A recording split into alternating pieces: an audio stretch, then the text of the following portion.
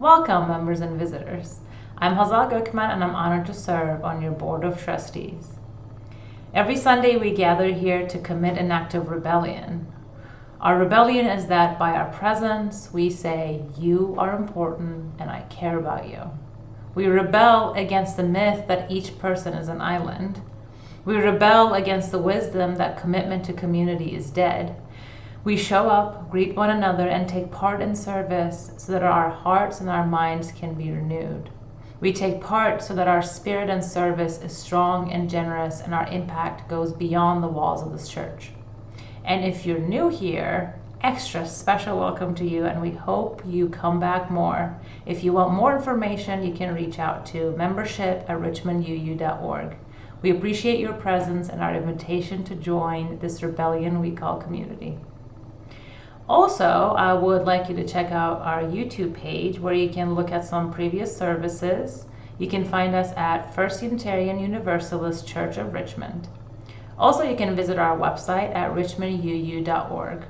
And my personal ask is please take a look at the section called Embracing Our Future when you get to the landing page so you can learn a bit more about the capital campaign if you haven't done so yet. Lastly, we encourage everyone to tune into these services 5 to 10 minutes early so you can see the rolling announcements. These are the important things that are happening in our church community. Maybe you would like to take part in something more. Have a blessed week.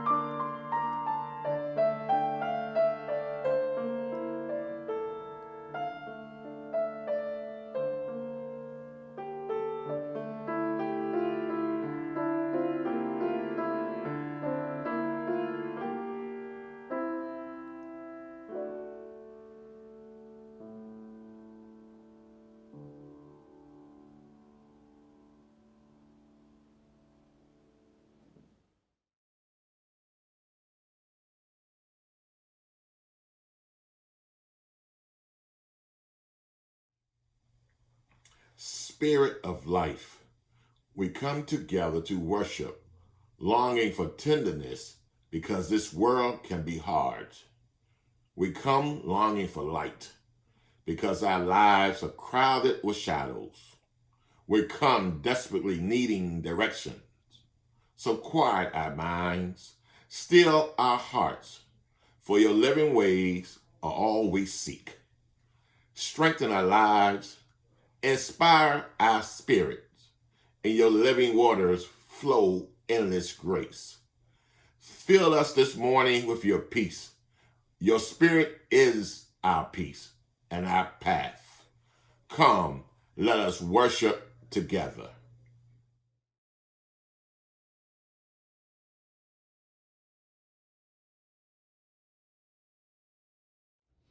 We light our flaming chalice as beloved people, united in love and thirsting for restorative justice. May it melt away the tethers that uphold whiteness in our midst. May it spark in us a spirit of humility.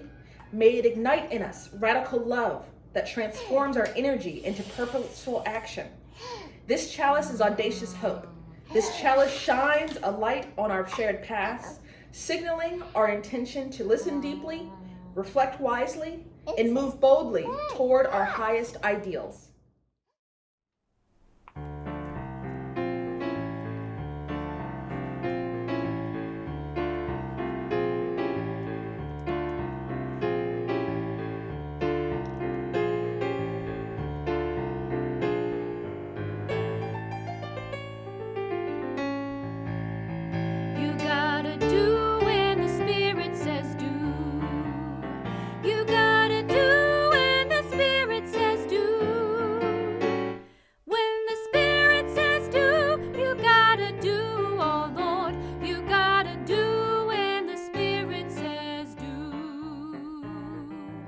Spirit says do, Spirit says do, Spirit says do, Spirit says do, Spirit says do, Spirit says do.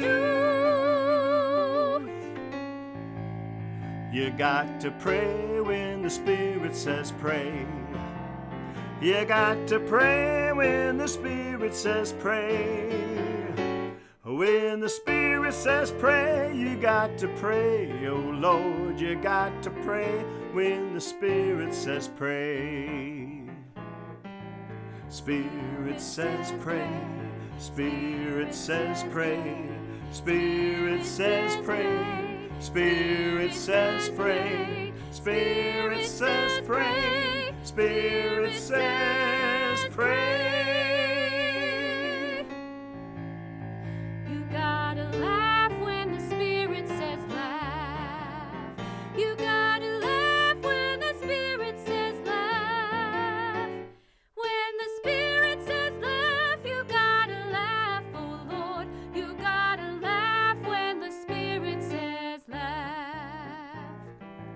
Spirit says laugh, Spirit says laugh, Spirit says laugh, Spirit says laugh, Spirit says laugh, Spirit says laugh. You got to sing when the Spirit says sing. You got to sing when the Spirit says sing. When the Spirit says sing, you got to sing, oh Lord. You got to sing when the Spirit says sing. Spirit says sing, Spirit says sing, Spirit says sing, Spirit says sing, Spirit says sing, Spirit says sing.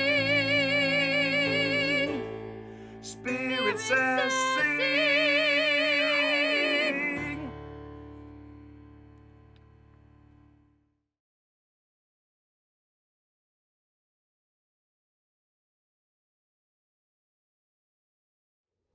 This reading is Who is Welcome by Kristen Harper. Who is welcome? Everybody wants a seat at the table. Blacks, Latinos, Asians, the poor, the disabled, gays, and lesbians. Where are all the straight, white, moderate men supposed to sit? I'm not prejudiced, I'm just asking. And what table are they talking about? My table only seats 8 comfortably, and I have service for 10. That's it. You'll just have to wait your turn. Can you imagine if we just let anyone sit at our table? Why, we might have people who can't tell their salad fork from their dinner fork, or people who eat with their hands. I shudder to think. Anyone is welcome at my table, in my home, as long as you don't have grease stains on your clothes and have washed your hands before you touch my silverware.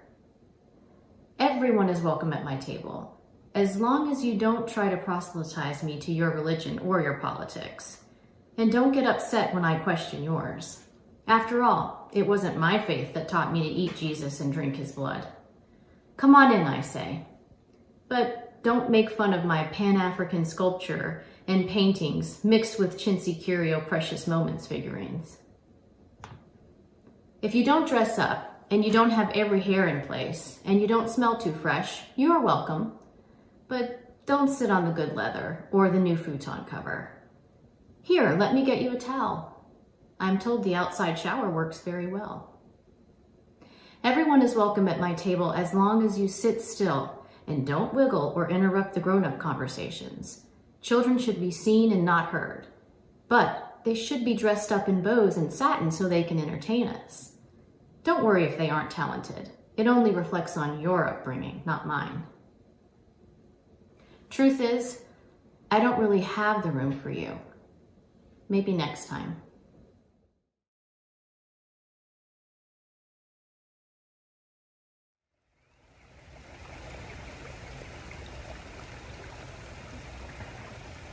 Please join me now for a time of reflection.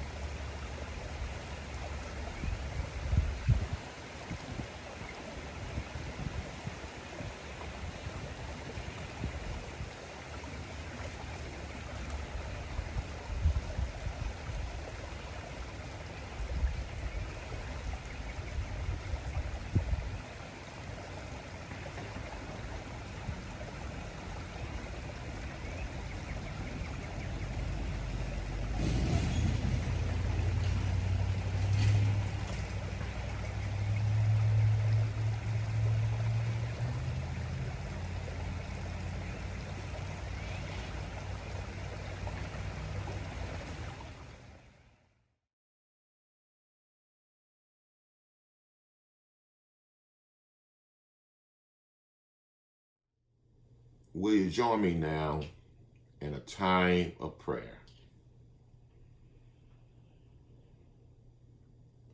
Spirit of life, O great mysteries, whose names are too numerous to call, we come to you this morning thanking you for your great love and blessings over our lives.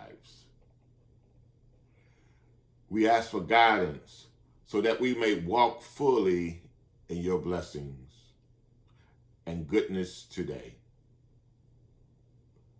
We gather in community to mend the broken circle, to heal the fractures in the world around us and within our souls,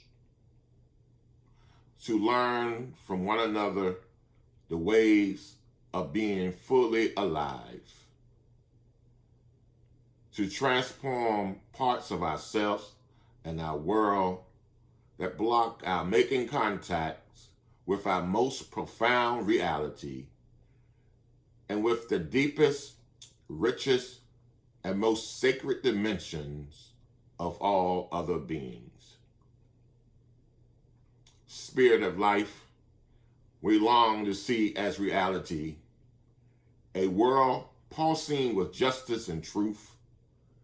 May our community grow ever firm in its conviction for a world of equitable justice, equitable economies, and equitable relations. May the beloved community be more than an ideal to strive for, but one that manifests in our midst by our daily actions and thoughts and deeds. Now, Spirit of life, we recommit ourselves to building the beloved community as siblings working together. Spirit of life, we commend to mending the broken circles, to building the beloved community. May this be so. Ashe. Amen.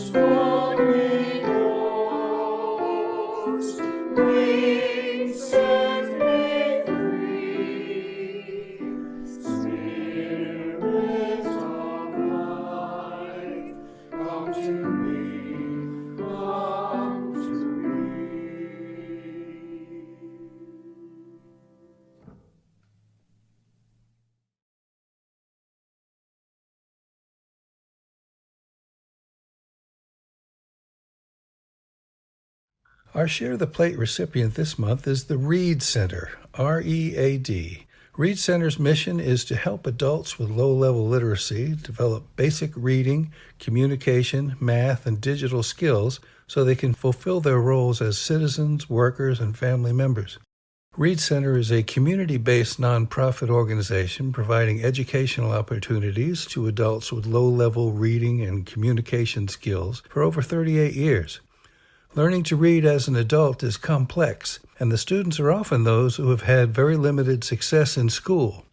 Read serves students in a very individualized way so that they can acquire literacy and make life progress. This is accomplished by providing classroom instruction, one-on-one tutoring, an adult literary curriculum, and educational resources to support students. The Read Center makes a tremendous impact upon the lives of students. A student who might not be able to read at all can learn to read at an elementary level and can then be ready to learn more. For tutoring on Zoom, the Read Center can sometimes loan a student a computer to use, and the Read Center has excellent instructional books for volunteers to provide one-on-one tutoring. Being a nonprofit, the Read Center receives almost no government funding and relies heavily on donations to support their programs. Please give generously to Share the Plate in order for more adults to improve their literacy and their quality of life.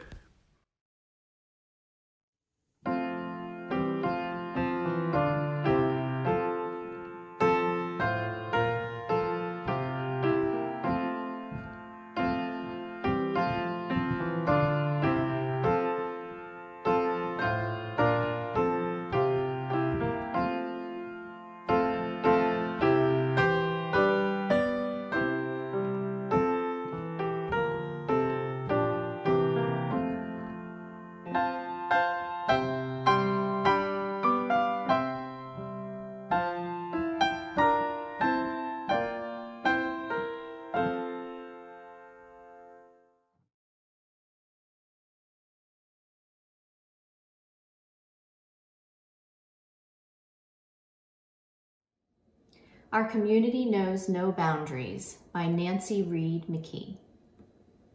Our community knows no boundaries. We are not confined by the physical limits of walls, or, for that matter, of what often binds us, restricts us, holds us back. We are freer than we know when we release ourselves and each other from expectations of what is needed for true community. We are here together in space. I see you, I hear you, I love you. And I light this chalice, a beacon of this community, holding us all together, here, now.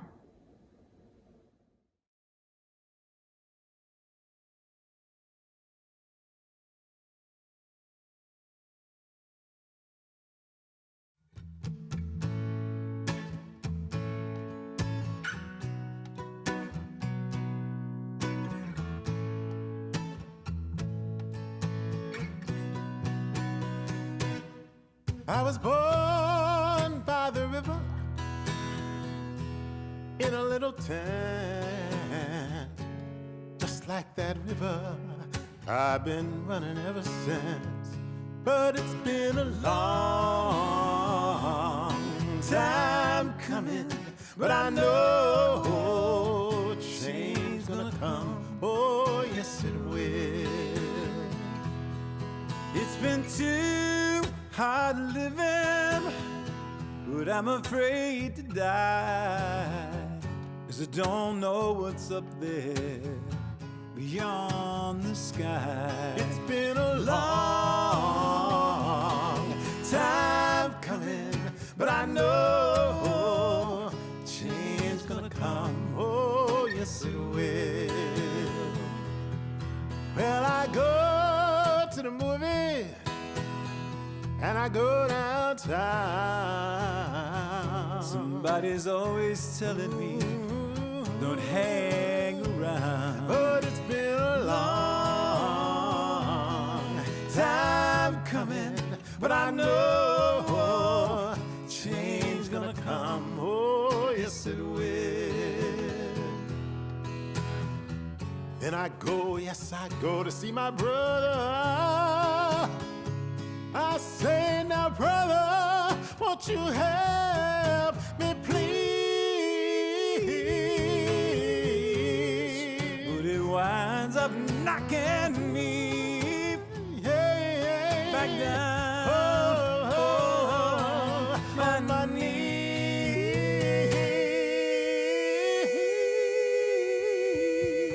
There are times that I thought I just couldn't go on. Now I think I'm able to carry on. Oh, but it's been a long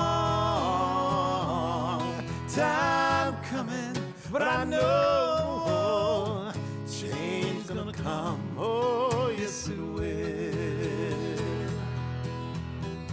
Then I go, yes I go to see my brother. I say, now brother, won't you help me please?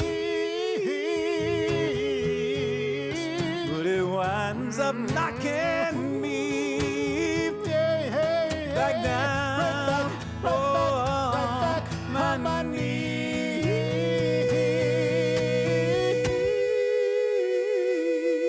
There are times that I thought I just couldn't go on.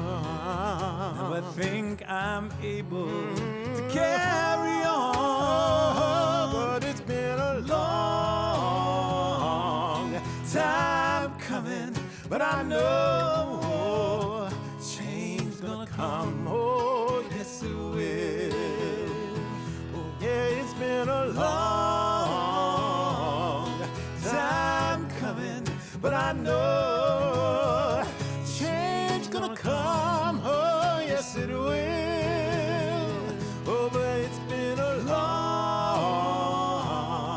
time coming, but I know change's gonna come. Oh, yes it will.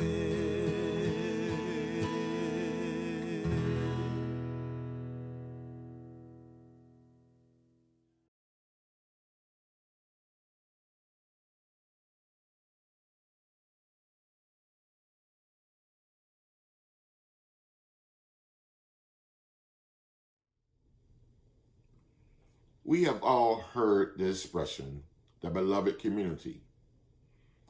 The expression was first coined in the early 20th century by American philosopher and theologian Josiah Ross. And today, it is a popular phrase heard in Unitarian Universalists, and other progressive faith circles emphasizing racial inclusion, fully liberated from the prejudices and discrimination of this broken world. Now, I imagine that most of us here this morning became aware of the term from the words and teachings of Dr. Martin Luther King Jr. You see, Dr. King spoke about the beloved community in a 1956 speech he gave at a rally following the Supreme Court decision desegregating buses in Montgomery, Alabama. He said, "The end is reconciliation. The end is redemption. The end is the creation of the beloved community. It is a type of spirit and this type of love that can transform opponents into friends.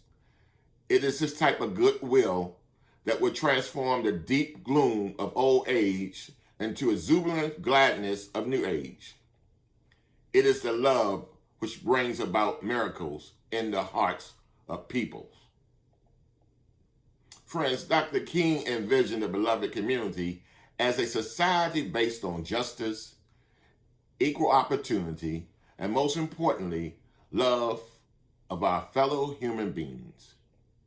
Poverty, hunger, homelessness will not be tolerated because international standards of human decency will not allow it to happen.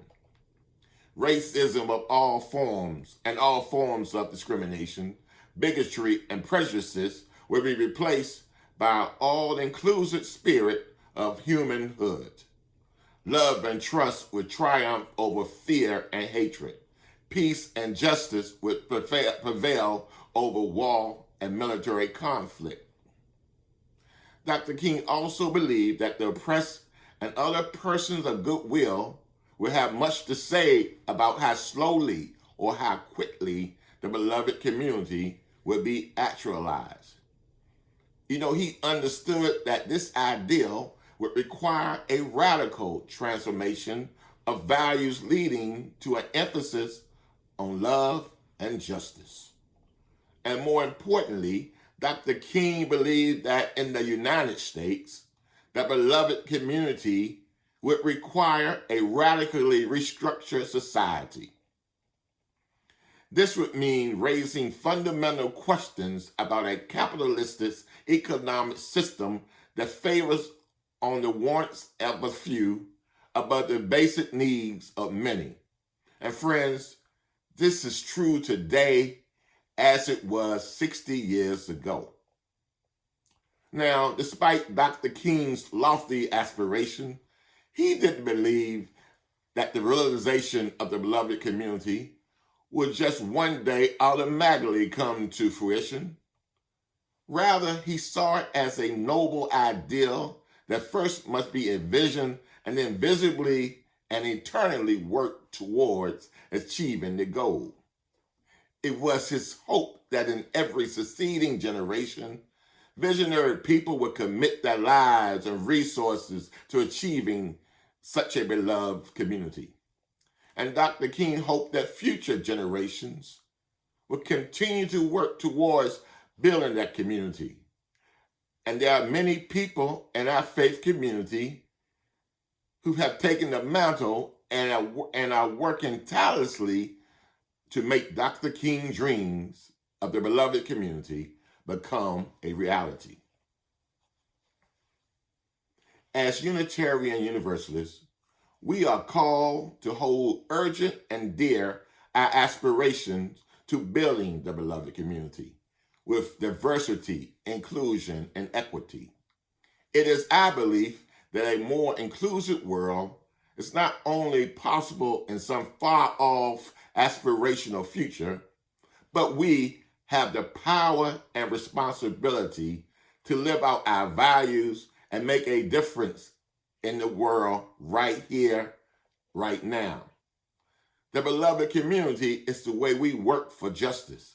It is why we do the work and show up at justice events in our yellow t-shirts. But friends, despite the hard work and aspirations of many in our faith community, the community that Dr. King envisioned for many folks in our country, especially our siblings of color and those from marginalized and oppressed community, unfortunately, it is not their reality. You know, today we live in a time where systemic exclusion, racism, discrimination of all forms, and racial violence continue to permeate through our society. Our schools in many underserved neighborhoods are underfunded. There are folks who are in the upper 1% are still reaping the benefit of wealth and privilege as poverty levels in our country continue to grow. And once blighted communities in the city of Richmond, they have become redeveloped and gentrified. Many of our siblings who once lived in those same communities have been priced out and displaced. And in 2021, friends, I don't know about you, but it feels like we are returning to the Jim Crow era where we see voting rights and freedom to vote safely are under attack in many states in our country. You see, for many of our siblings, it is sad to say that Dr. King's dream of a beloved community has become an unfulfilled dream. You know, friends, my colleague Greg Boyd reminded me that any progress towards creating the beloved community will require a radical redistribution of suffering. Now, we live in a society where most of the suffering are felt by our siblings who are powerless, those who live on the margin of our societies. And you know, Greg has a point. Until those in power began to suffer and began to feel empathy for our siblings who are on the margin of society, I'm afraid that this beloved community that we are aspiring to build for many of our siblings may never come to fruition. Well, I believe that the key to realizing Dr. King's vision of the beloved community is to build a nation in which neither punishment nor privilege is attached to one's race, skin color, nationality, gender identity, sexual orientation, or any human differences. Each person are equally valued and respected, and their inherent worth and dignity is affirmed.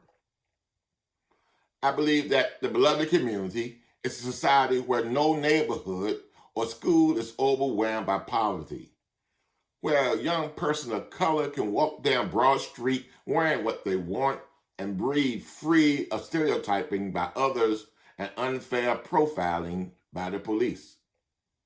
It is a community where people have access to opportunity decoupled from where they live or whether they have money. Now, friends, you know, I'm 63 years old. I might not look it, but I'm 63 years old. And we have been aspiring to build a beloved community for most of my life, for over 60 years. And while there has been incremental progress, there are times where it seems to me that every step we take forward, we take two backwards.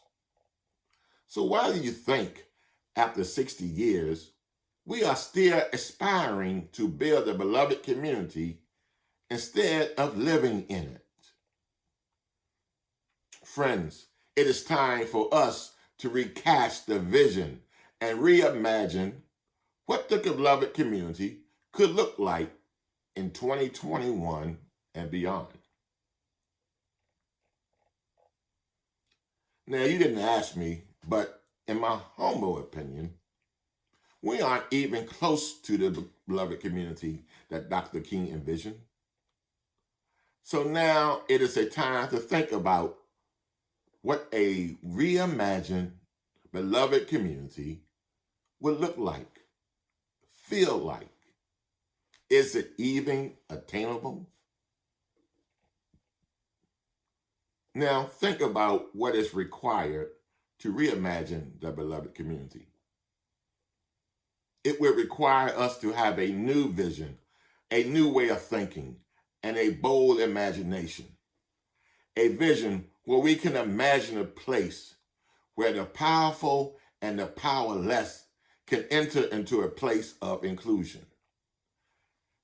Imagine a safe environment where folks can engage in unpacking racism and understand their blind spots and learn how racism affects poverty, hunger, homelessness, and all forms of discrimination and bigotry. Imagine a beloved community as a place for our mutual liberation, where we can do our personal work of healing, supported by a network of allies, elders, and mentors. Imagine a community where we can gather with the intention of deep listening to folks who are different from us, with open disagreement, and despite our differences, we will try to see the divine in every person. We need to invite those folks to the table who do not have the same political ideology, who are not in our socio-economic class, or have the same educational level.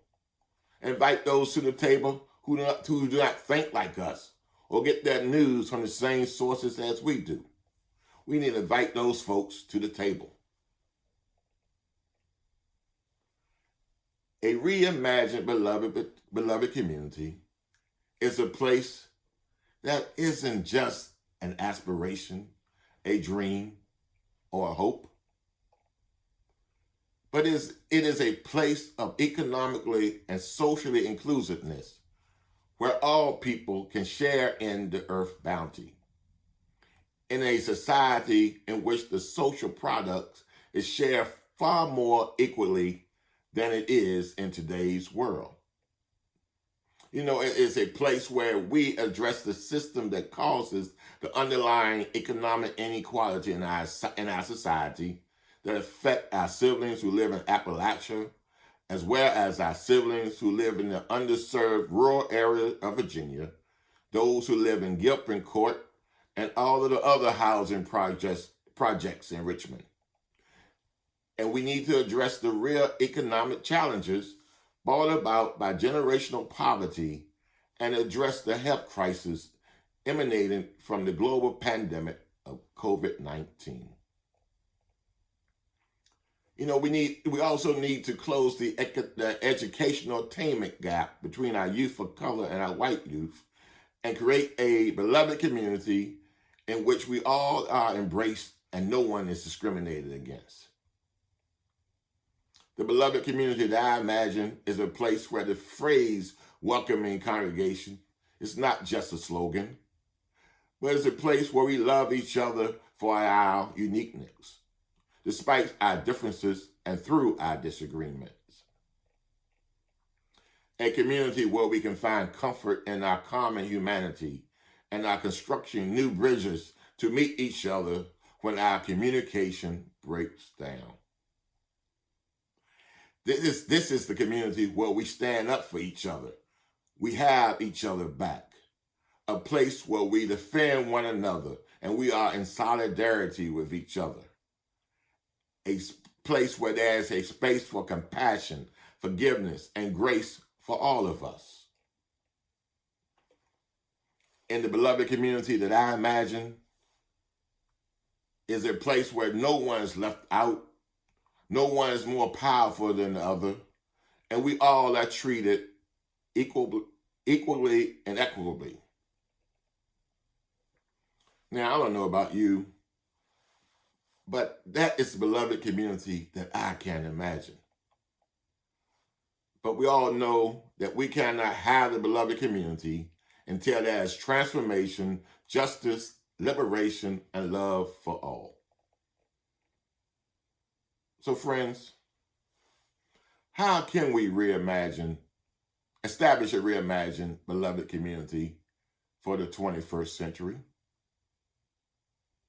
We do not live in that world yet, but we are working our way towards it. One person at a time, one action at a time, one stage at a time. And we are taking care of each other along the way. Now, friends, reimagining the beloved community will take hard work, but we must be willing to do the hard work. This will require deep spiritual work grounded in justice, kindness, and love. Does it mean we do not try? Absolutely not. We try, and we must keep doing this work together. Now, it may not be perfect, but we in this faith community must continue to keep trying, growing, and learning. We need to talk to each other.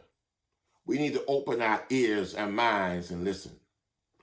Listen to the similarity and differences and embrace them.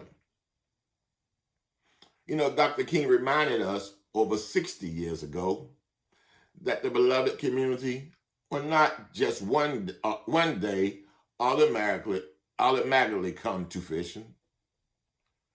It was his hope that in every succeeding generation, visionary people will commit their lives and resources to achieving such a community.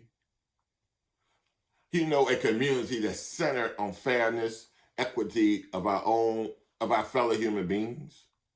And as a faith community, we must strive in our work, our thoughts, our deeds, and effort to create a reimagined beloved community for the 21st century where economic, racial, and social justice are the pillars, and inclusivity, love, kindness, and compassion is its foundation. Dr. King devoted his life to creating the beloved community that is rooted in a mutual regard and concern. A community that requires from all of us a commitment to empathy. It is a community in which we are constantly seeking to build and restore right relationships. In the beloved community, the needs of the most vulnerable in our societies are recognized and prioritized because we will be judged on how the most vulnerable people, our children, the strangers, and the marginalized are treated and respected. Now, I know we may not see Dr. King's dreams fulfilled in our lifetime, but it is my hope. It is my sincere hope and desire that one day, when my 5 little grandchildren grow up, the beloved community will no longer be an aspiration, a hope, or a dream, but a reality. My hope is that when they grow up, they will live in a society where, according to Adam Russell Taylor, the author of A More Perfect Union, they will grow up in a beloved community that has arms wide enough and strong enough for all Americans of all races and ethnicities, gender identity, sexual orientation, socioeconomic status, and physical disabilities. Those known as dreamers and others in the immigrant community. Those who are from religious tradition considered outside of the mainstream. And those who have felt left out and left behind, from the Midwestern towns and rural farms to the indigenous reservation and blighted cities, or suburbs, blue, red, and everything in between. You see, that is the beloved community that I hope that my grandchildren and all children one day reside. And I hope that one day this beloved community will become a reality. Now, don't you want to live in that beloved community? I know I do. May this be so. Amen. Ashe.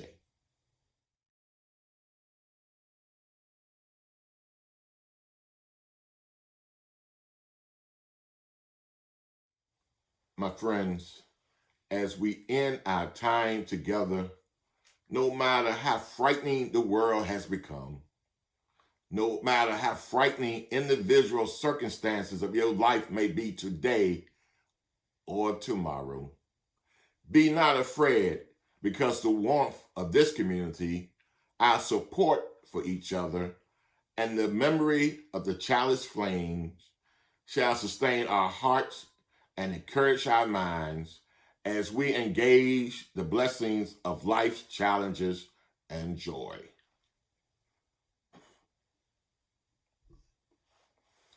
And now, go and be a blessing to all that you may meet during the week. Go in joy, go in faith, go in love, go in peace. May this be so. Amen. Ashe.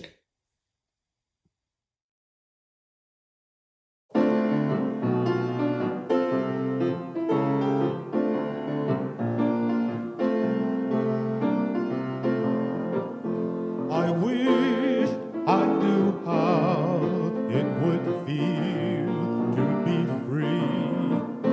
I wish I could break all the chains holding me.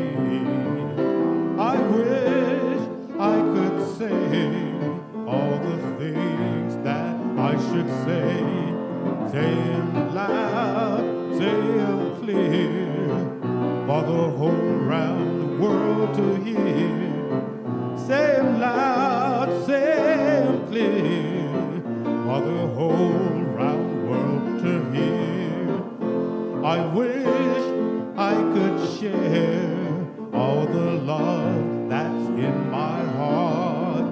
Remove all the bars that keep us apart. I wish you could know what it means to be me. Then you'd see and agree that every man should be free. Then you'd see and agree that every man should be free. I wish I could give all I'm longing to give. I wish I could live like I'm longing to live. I wish I could do all the things that I can do.